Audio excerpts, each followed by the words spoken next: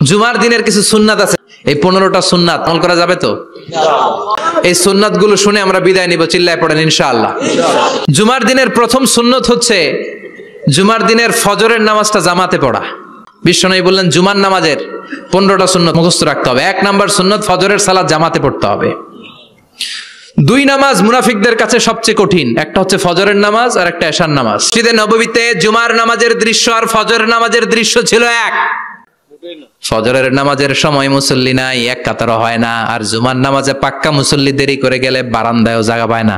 ঠিক কথা কোন? তাহলে ফজরের নামাজটা আমরা জামাতে পড়বো ইনশাআল্লাহ। ইনশাআল্লাহ এত আসতে ইনশাআল্লাহ, আরো জোরে পড়েন ইনশাআল্লাহ, মনে থাকবে। 2 নাম্বার সুন্নাহ হচ্ছে আসওয়াক, মেসওয়াক করা।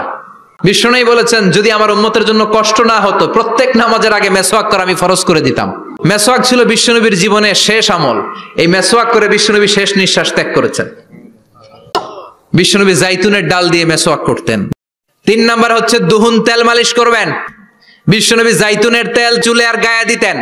বিশ্বনবী বলতেন ওয়াদাহিনু ফাইন্না ফিত তাদহিনে বারাকাত, তেল খাও, তেল দাও, তেল মালিশ করো, তেলের ভেতরে আল্লাহ বরকত ঢুকাইয়া দিছে। 4 নম্বরে আত্তিব, জুমার দিনে সুগন্ধি লাগিয়ে যাওয়া সুন্নাত। বিশ্বনবী বলতেন এই দুনিয়ার 3টা জিনিস আমার কাছে সবচাইতে প্রিয়, আত্তিব, সুগন্ধি লাগাতে আমি পছন্দ করি।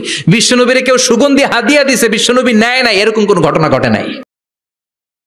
কুররাতু আইনি ফিস সালাহ, নামাজের মধ্যে যখন আমি দাঁড়িয়ে যাই আমার চক্ষুটারে ঠান্ডা করে দেয় কে?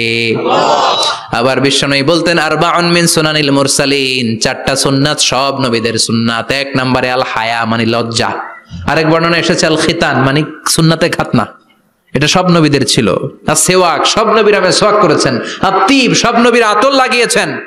আর নিকাহ, সব নবীরা বিয়েও করেছেন। আর লিবাস আহসানা সিয়াব, সুন্দর জামা পরা, নট নেসেসারি যে নতুন জামা হতে হবে। ইন্নাল্লাহ জামিল ওয়া ইউহিব্বুল জামাল, আল্লাহ নিজে সুন্দর, সৌন্দর্যকে আল্লাহ পছন্দ করেন। পৃথিবীতে সবচেয়ে সুন্দর কে?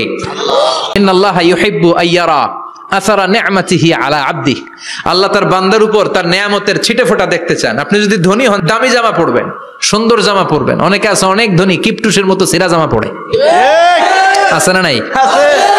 আপনি ধনী মানুষ, আপনি সিরা জামা পরছেন কেন? আপনার যে সম্পদ আছে এটার বহিঃপ্রকাশ আল্লাহ দেখতে পছন্দ করে। এরপরে ইকসারুস সালাহ আলান নবী, বিশ্বনবীর উপর বেশি বেশি দুরূদ পড়া। বিশ্বনবী বলতেন জুমার দিন শ্রেষ্ঠ দিন, এই দিন আমার উপর বেশি বেশি দুরূদ পড়ো, আমার উপর দুরূদ পড়ো। আমি মরে যাওয়ার পরে এই দুরূদগুলো কে পাঠিয়েছে তার নাম, তার বাবার নাম সহ ফেরেশতারা আমার কবরে দিয়ে আসে। আপনি মরে যাওয়ার পরে আমাদের দুরূদ কেমন করে আপনি দেখবেন, ওয়াকাদ আরিমতা, আপনি তো পচে গলে মাটির সাথে মিশে যাবেন। বিশ্বনবী বলেন ইন্নাল্লাহা হাররামা আলাল আরদি আন তাকুলা আজসাদাল আম্বিয়া, নবীদের লাশকে খেয়ে ফেলা, নবীদের লাশকে পচিয়ে ফেলা জমিনের সব মাটির জন্য আল্লাহ হারাম করে দিয়েছে। এরপরে বিশ্বনবী বলতেন জুমার দিনে সূরাতুল কাহাফ পড়বা, কাহাফ পড়া সুন্নাহ। 18 নম্বর সূরা, কোরআনের একেবারে মাঝখানের সূরা। বিশ্বনবী বললেন সূরাতুল কাহাফ যে তেলাওয়াত করবে ইয়াকুনু লাহু নূর, এই সূরাতুল কাহাফ কিয়ামতের দিন তার সামনে বিশাল একটা আলো হয়ে আসবে। এই আলো দিয়ে পুলসিরাত পার হয়ে ওই বান্দা জান্নাতের ভেতরে ঢুকে যাবে। এরপর আত-তাবকির ইলাল মসজিদ, মসজিদে আগে আগে যাওয়া সুন্নাত। আল মাশিউ আলাল ইকদাম, বিশ্বনবী বললেন হেঁটে হেঁটে জুমার নামাজে যাওয়া সুন্নাহ। প্রতি কদমে কদমে আমলনামায় সওয়াব দিয়ে দিবে কে? এরপরে বিশ্বনবী বললেন আদামু তাখাত্তি রিকাবান নাস, মানুষের ঘাড় ডিঙ্গিয়ে সামনে না যাওয়া সুন্নাহ। অনেকে জুমার দিন আসে সবার শেষে বসতে চায় সামনে, এরকম ডাকাইত আছে না নাই? যেখানে জায়গা পাবেন ওইখানে বসবেন। মানুষের ঘাড় ডিঙ্গিয়ে সামনের কাতারে যাওয়া এটা ঠিক না। এজন্য জুমার দিন আগে আগে আসার চেষ্টা করবেন।